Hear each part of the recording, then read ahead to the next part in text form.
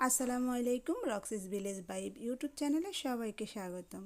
চলে এলাম আমার ঘরে পালা একটা মুরগি হাজবেন্ডের পছন্দের রান্না করার জন্য। তো এই মুরগিটা আমরা ঘরে লালন পালন করি, এটা রাতা মোরগ। তো এখন এটা জবাই দেওয়ার পরে ভালো করে কেটে কুটে পরিষ্কার করে নিব। আর কিভাবে রান্না করব, একটু ভিন্নভাবেই রান্না করব। আমার হাজবেন্ড যেভাবে রান্না করলে পছন্দ করে ওটাই। আর এই মুরগিটা আজকে বাটা মশলা দিয়ে রান্না করব।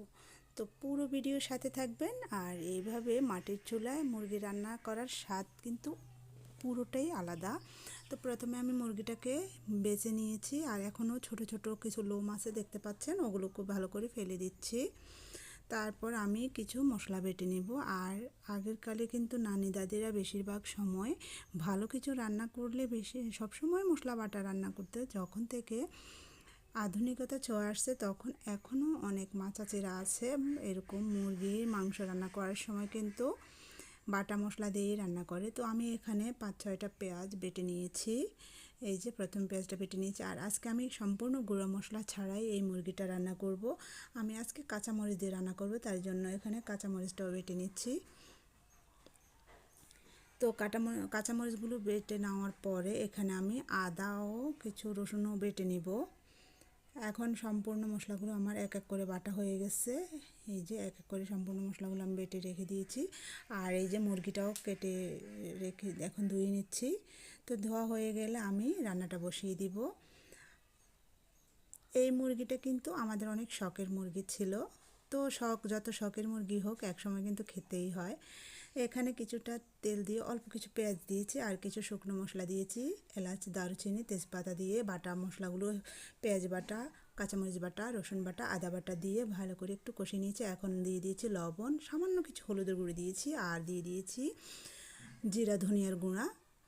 এগুলো দিয়ে আমি কিন্তু জিরাটা বাটাও দিতে পারতাম, তো আমার আস্ত জিরা ছিল না, তাই আমি গোটা জিরা মানে গুঁড়ো জিরা ব্যবহার করেছি। ভালো করে পানি দিয়ে মশলাটা কষিয়ে এখন মুরগিটা দিয়ে আবারও একটু ভালো করে কষিয়ে নিচ্ছি। মুরগিটা কিন্তু যত কষানো হয় তত বেশি মজা হয়ে থাকে। আর আমি কিন্তু এখন কোনো পানি ব্যবহার করব না, এটাকে ঢাকনা দিয়ে ঢেকে দিব, কারণ মুরগি থেকেই এক্সট্রা অনেক পানি বের হয়ে যাবে। আর যেই পানি বের হয়েছে ওটা দিয়ে মুরগিটা অনেক সুন্দর কষানো হয়ে গেছে। দেখো কি সুন্দর কালার এসেছে। তো ঢাকনা আমি একবারও সরাইনি, মুরগিটা সম্পূর্ণ পানিটা শুকিয়ে নেওয়ার পরে ঢাকনা সরিয়ে এখন আবারও একটু নেড়ে চেড়ে দিয়েছি। আর এখন প্রায় 1.5 কাপের মতো গরম পানি দিয়ে আবারও ঢাকনা দিয়ে ঢেকে দিব, মুরগিটা প্রায় 60-70% মতো সিদ্ধ হওয়ার জন্য। তো 60-70% সিদ্ধ হওয়ার পর আমি ঢাকনা সরিয়ে দেখেছি। আর এখন আমি কিছু আলু দিয়ে দিয়েছি। আর আর আপনাদের ভাইয়া কিন্তু মুরগির মধ্যে আলুটা দিলে বেশি পছন্দ করে, আর আলুটা খুবই পছন্দ তার জন্য এই যে মুরগির মধ্যে আলু দিয়েছি। আর আলু দিয়ে কষিয়ে নিয়েছি। এখন একটু গরম মশলা অ্যাড করে দিয়েছি, এটা ঘরে তৈরি করা গরম মশলা দিয়ে নেড়ে ছেড়ে আমি কিছুক্ষণ নেড়ে ছেড়ে কষিয়ে নিব। তারপর পানি ব্যবহার করব। এখনও কিন্তু পানি ব্যবহার করিনি, কারণ একটু কষিয়ে নিলে আলুটার ভেতরে মশলাগুলো ভালো করে ঢুকবে আর আলুটাও খেতে মজা হবে। আর সাথে সাথে পানি দিয়ে দিলে কিন্তু কেমন জানি একটা পানসে পানসে লাগে আলুগুলো খেতে।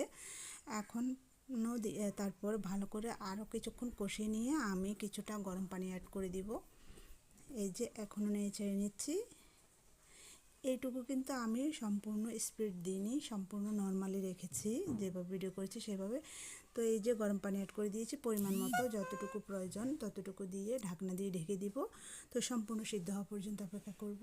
তো আমার এই ভিডিওটি ভালো লাগলে অবশ্যই, এই দেশি মুরগি রান্নাটা ভালো লাগলে অবশ্যই একটা লাইক দিয়ে চ্যানেলটি সাবস্ক্রাইব করে বেশি বেশি করে শেয়ার করে দিবে। তোমাদের একটা শেয়ারই, একটা লাইকে আরও অনেকে দেখার সুযোগ পেয়ে যাবে। সবাই ভালো থাকবে। এই যে ফাইনাল লুক, রান্না শেষ হয়ে গেছে। সবাই ভালো থাকবে, আমার জন্য দোয়া করবে, আমাকে সাপোর্ট করবে।